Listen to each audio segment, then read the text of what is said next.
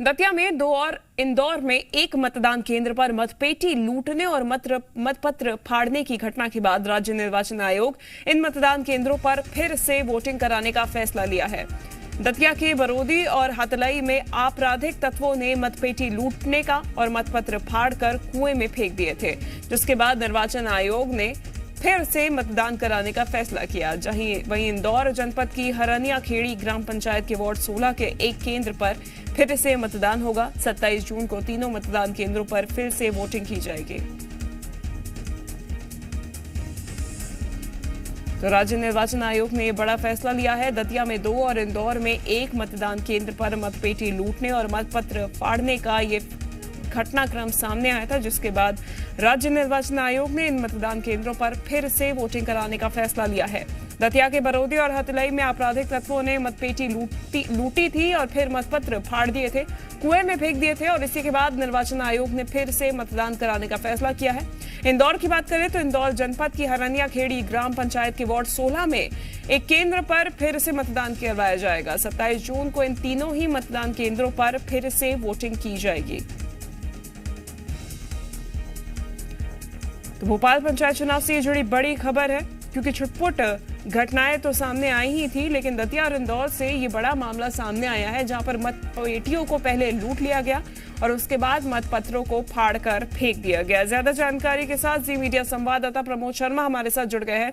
प्रमोद, राज्य निर्वाचन आयोग ने त्वरित ये फैसला तो ले लिया है कि दोबारा से मतदान करवाया जाएगा, लेकिन ये जो आपराधिक तत्व है इनके खिलाफ क्या कार्रवाई की जा रही है?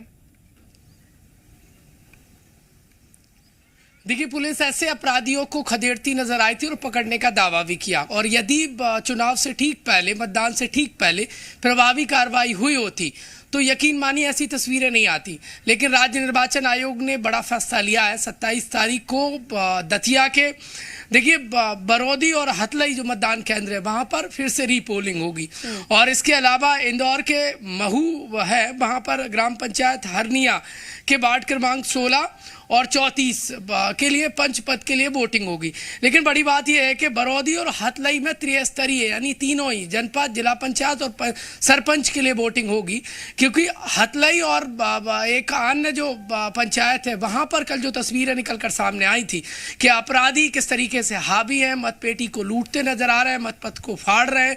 यहां तक कि हौसले देखिए अपराधियों के कि वो मतपेटी को लूट कर कुएं में फेंक देते हैं, और वो भी पुलिस की मौजूदगी में। दावा किया जाता है कि संवेदनशील बूथों पर अतिरिक्त तैनाती है जवानों की, लेकिन उस तैनाती के दावे के बीच में ये तस्वीरों का साफ आना बताता है कि सुरक्षा व्यवस्था उतनी माकूल नहीं थी कि बूथ कैप्चरिंग से लेकर तमाम जो तस्वीरें निकलकर सामने आई उनको रोका जा सके। देखिए, रह रहकर ये बड़े सवाल खड़े हो रहे हैं, वो अपराधी कब पकड़े जाएंगे? अब तक तो पुलिस के हाथ खाली है, और जो दावा था वो उसका दम बेदम हो गया है। और मध्य प्रदेश जैसे देखिए दतिया में, और जहां पर कानून व्यवस्था बेहतर होने का दावा तो किया जाता है, लेकिन मतदान केंद्र से जो तस्वीरें निकलकर सामने आई वो रह रहकर कई बड़े सवाल खड़े कर रही हैं। अब उन सवालों का जवाब फिलहाल तो नहीं है, लेकिन राज्य निर्वाचन आयोग ने जो लगातार कार्रवाई पर उठ रहे हैं। लेकिन प्रमोद, देखने वाली बात यह है कि जब मतपेटियों को लूटा गया, उनको पत्रों को फाड़ कर फेंका गया, उस दौरान क्या आपराधिक तत्वों ने लोगों को भी डराने धमकाने की कोशिश की? देखिए, यदि राज्य निर्वाचन आयोग ने फैसला लिया है कि फिर से रीपोलिंग होगी तो यकीन मानिए वोटर प्रभावित हुआ होगा, वोट नहीं डल पाए, और जब मतपेटी लूट कर उस पर डंडे से तोड़ते नजर आए, कुएं में फेंक दिया, तो यकीन मानिए पुलिस का डर नहीं है अपराधियों को। पुलिस की मौजूदगी में ये सब हुआ तो वोटर के दिल में क्या बीता होगा उस समय, कितना भय का वातावरण बना होगा, यकीन मान सकते हैं।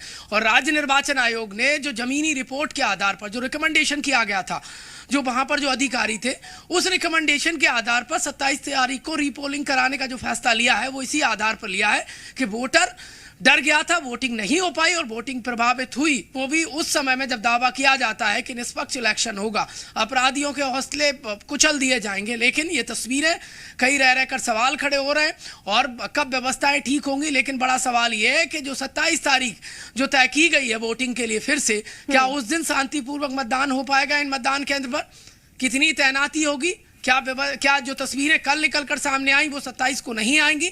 ये तमाम जो दावे हैं जो किए जा रहे हैं कि 27 को बेहतर मतदान होगा, वोटर को डरने की जरूरत नहीं है। लेकिन यकीन मानिए, वोटर जिस भीड़ के साथ कल पहुंच रहा था मतदान केंद्र पर, और जो तस्वीरें निकलकर सामने आई उस मतदान केंद्र की, क्या उतनी तादाद 27 को नजर आएगी?